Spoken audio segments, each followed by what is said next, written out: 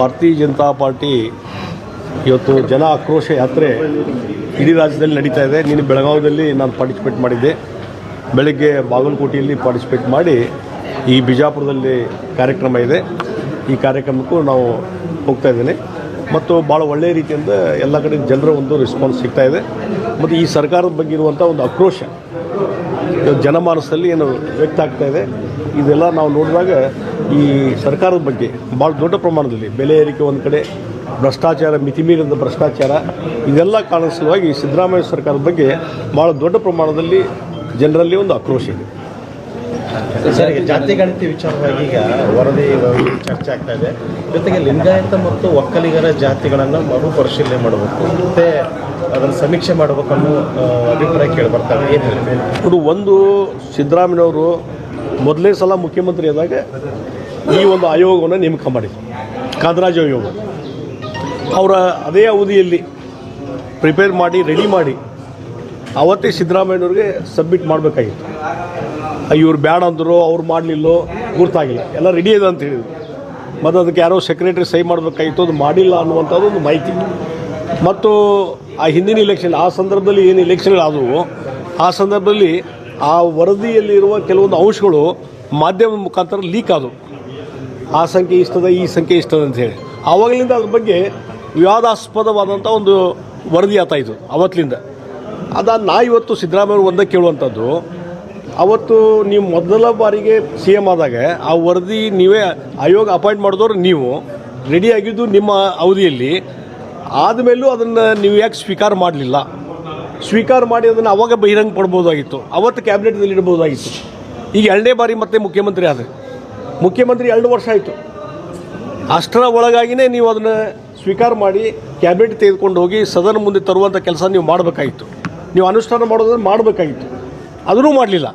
ಅಂದರೆ ಒಂದೇನೋ ಒಂದು ದುರುದ್ದೇಶ, ಒಂದೇನೋ ಒಂದು ಷಡ್ಯಂತ್ರ ಇದರಲ್ಲಿ ಸಿದ್ದರಾಮಯ್ಯವರು ಅದನ್ನು ಹಗಲಲ್ಲಿ ಅದ್ರ ಬಗ್ಗೆ ವರದಿ ಬಗ್ಗೆ ಮಾತಾಡೋದು ಬಿಡೋದು, ಮತ್ತು ಅದನ್ನು ಸ್ಟ್ಯಾಂಡಿಂಗ್ ಇಡೋದು, ಇದೆಲ್ಲ ನೋಡಿದರೆ ಇದೇ ಒಂದು ಷಡ್ಯಂತ್ರ. ಏನಾದರೂ ಅವ್ರ ಮೇಲೆ ಆಪಾದನೆ ಬಂದಾಗ, ಅವ್ರ ಪಾರ್ಟಿಯಲ್ಲಿ ಏನೋ ಒಂದು ಗೊಂದಲ ನಿರ್ಮಾಣ ಆದಾಗ, ಅವ್ರ ಅಧಿಕಾರದಿಂದ ಇಳಿಯುವಂಥ ಪರಿಸ್ಥಿತಿ ನಿರ್ಮಾಣ ಆದಾಗ ಈ ರೀತಿ ಜನರ ಗಮನವನ್ನು ಬೇರೆ ಕಡೆ ಸೆಳೆಯುವಂಥ ಪ್ರಯತ್ನ ವಿಶೇಷವಾಗಿ ನಡೀತಾ ಇದೆ.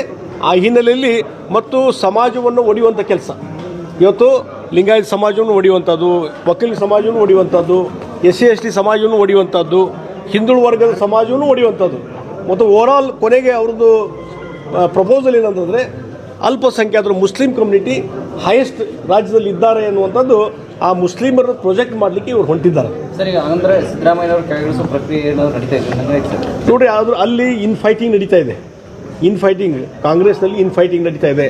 ಮುಖ್ಯಮಂತ್ರಿಗಳ ಅವಧಿ ಅದು ಮುಗಿಲಿಕ್ಕೆ ಬಂದಿದೆ, ಅದು ಅವ್ರು ಆದಮೇಲೆ ನಾ ಆಗಬೇಕಂತೇಳಿ DK ಶಿವಕುಮಾರ್ ಪ್ರಯತ್ನ ನಡೆದಿದೆ. ಇನ್ಫೈಟಿಂಗ್ ಏನು ನಡೆದಿದೆ, ಪ್ರಾಕ್ಸಿ ವಾರ್ ನಡೀತಾ ಇದೆ. ಮುಖ್ಯಮಂತ್ರಿಗಳು ಅವಧಿಯನ್ನು ಮುಗಿಸ್ಬೇಕಂತೇಳಿ ಅವ್ರು ಕೆಲವು ಮಂತ್ರಿಗಳು ವಿಶೇಷ ಲಾಬಿ ಮಾಡ್ತಾ ಇದ್ದಾರೆ. DK ಶಿವಕುಮಾರ್ ಪರವಾಗಿ ಕೆಲವು ಶಾಸಕರು ಲಾಬಿ ಮಾಡ್ತಾ ಇದ್ದಾರೆ, ಅವ್ರು ಮುಖ್ಯಮಂತ್ರಿ ಆಗಬೇಕಂತೇಳಿ. ಈ ಪ್ರಾಕ್ಸಿ ವಾರ್ ಬೇರೆಯವ್ರ ಮುಖಾಂತರ ವಾರ್ ನಡೀತಾ ಇದೆ, ಇನ್ಫೈಟಿಂಗ್ ನಡೀತಾ ಇದೆ. ಇವ್ರು ಯಾರು ಇಬ್ಬರು ಮಾತಾಡ್ತಾ ಇಲ್ಲ. ಹೀಗಾಗಿ ಬಹುಶಃ ನವಂಬರ್ ಡಿಸೆಂಬರ್ ಒಂದು ಹಂತಕ್ಕೆ ಇದು ಬರ್ತದೆ. ಅದೊಂದು ಭಾಳ ಸ್ಪೋರ್ಟ್ ಆಗ್ತದೆ. ಅದ್ರ ಮುಖಾಂತರ ಇದನ್ನು ಅವಾಯ್ಡ್ ಮಾಡೋ ಸಲುವಾಗಿ, ಅವರ ಅಧಿಕಾರದಲ್ಲಿ ಮುಂದುವರಿಸೋ ಸಲುವಾಗಿ ಈ ಗೊಂದಲ ಸೃಷ್ಟಿ ಮಾಡುವಂಥ ಕೆಲಸ ಸಿದ್ದರಾಮಯ್ಯವರು ಮಾಡ್ತಾರೆ. ಡಿಸೆಂಬರ್ ಏನಾಗುತ್ತೆ ಸರ್? ಟೈಮ್ ಬಾಂಬ್ ಸ್ಫೋಟ ಆಗ್ಬೋದು. ಈ ಕೆಲವು ಟೈಮ್ ಬಾಂಬ್ ಕೆಲವರು ಇಟ್ಟಾರೆ. ಈಗ DK ಶಿವಕುಮಾರ್ ಅಂತವರು ಅದು ನವಂಬರ್ ಡಿಸೆಂಬರ್ಗೆ ಬಹುಶಃ ಆ ಟೈಮ್ ಫಿಕ್ಸ್ ಮಾಡಿರ್ಬೋದು, ಅದು ಸ್ಫೋಟ ಆಗುವಂಥ ಚಾನ್ಸ್ ಇದೆ. ಈಗ ಲಿಂಗಾಯತ ಮತ್ತು ಒಕ್ಕಲಿಗರದ ಮತ್ತು ಮರು ಸಮೀಕ್ಷೆ ಅಂತ ಹೇಳ್ತಾ ಇದ್ದಾರೆ. ನೋಡ್ರಿ, ಮಾಡೋದಾದ್ರೆ ಎಲ್ಲ ಜಾತಿದು ಮಾಡಬೇಕಾಗ್ತದೆ. ನೀವು ಲಿಂಗಾಯತರಿಗೆ ಅಷ್ಟೇ ಮಾಡ್ತೀವಿ ಸಮೀಕ್ಷೆ, ಒಕ್ಕಲಿಗೆ ಅಷ್ಟೇ ಮಾಡ್ತೀವಿ, ಹಿಂದುಳಿದವರಿಗೆ ಅಷ್ಟೇ ಮಾಡ್ತೀವಿ ಅನ್ನಕ್ಕೆ ಬರೋದಿಲ್ಲ. ಅದು ಸೈಂಟಿಫಿಕ್ ಇಲ್ಲಲ್ಲ, ವೈಜ್ಞಾನಿಕವಾದಂಥ ಸಮೀಕ್ಷೆ ಆಗಲೇ ಇಲ್ಲ. ಇವತ್ತು ಬೇಕಾದ್ರೆ ನಿಮ್ಮನ್ನು ಹಿಡ್ಕೊಂಡು ನಮ್ಮನ್ನು ಹಿಡ್ಕೊಂಡು ಎಲ್ಲರನ್ನೂ ಕೇಳ್ರಿ, ಅವ್ರ ಆತ್ಮ ಕೇಳ್ರಿ, ಯಾರು ನಿಮ್ಮ ಮನೆಗೆ ಬಂದು ಸಮೀಕ್ಷೆ ಮಾಡೋರಂದ್ರೆ ಇಲ್ಲ ಅಂತಾರೆ. ಆನ್ಸರ್ ಏನದು ಇಲ್ಲ. ಹಾಗಾದ್ರೆ ಯಾರ ಮನೆಗೂ ಹೋಗಲಾರ್ದೇ ಇವತ್ತು ಸಮೀಕ್ಷೆ ಮಾಹಿತಿ ಹೆಂಗೆ ತೊಗೊಂಡ್ರು, ಎಲ್ಲೇ DC ಆಫೀಸಲ್ಲಿ ಕುಂತು, ಎಲ್ಲೇ ಒಂದು ಸ್ಟ್ಯಾಟಿಸ್ಟಿಕ್ಸ್ ಆಫೀಸಲ್ಲಿ ಕುಂತು ಈ ಸಂಗ್ರಹ ಮಾಡಿದ್ರು ಅಂತ ಸಂಶಯ ಇವತ್ತು ಬರೋಕ್ಕೆ ಚಾಲು ಆಗಿದೆ.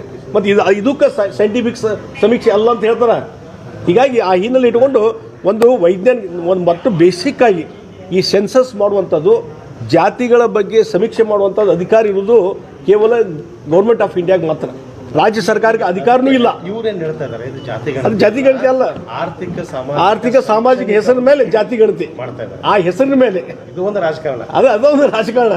ಆ ಹೆಸರಿನ ಮೇಲೆ ಅದನ್ನ ಆ ಟೆಕ್ನಿಕಲಿ ರಾಜ್ಯ ಸರ್ಕಾರಕ್ಕೆ ಅಧಿಕಾರ ಇಲ್ಲ. ಆ ಟೆಕ್ನಿಕಲಿ ಅವಾಯ್ಡ್ ಮಾಡೋ ಸಲುವಾಗಿ ಇವರು ಆ ರೀತಿಯಾದಂಥ ಹೆಸರನ್ನು ಇಡುವ ಮುಖಾಂತರ ಸಮೀಕ್ಷೆ ಮಾಡಿದ್ರು. ಓಕೆ, ಅದು ಆದಮೇಲೂ ಸದ್ಯಕ್ಕೆ ಸೈಂಟಿಫಿಕ್ ಮಾಡಿದ್ರು ಅದು ಆಗಲಿಲ್ಲ. ಇದು ಪರಿಸ್ಥಿತಿ, ವಸ್ತುಸ್ಥಿತಿ.